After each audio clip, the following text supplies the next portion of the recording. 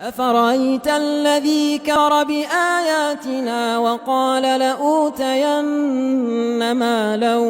وولدا أطلع الغيب أم اتخذ عند الرحمن عهدا كلا سنكتب ما يقول ونمد له من العذاب مدا ونرثه ما يقول وياتينا فردا واتخذوا من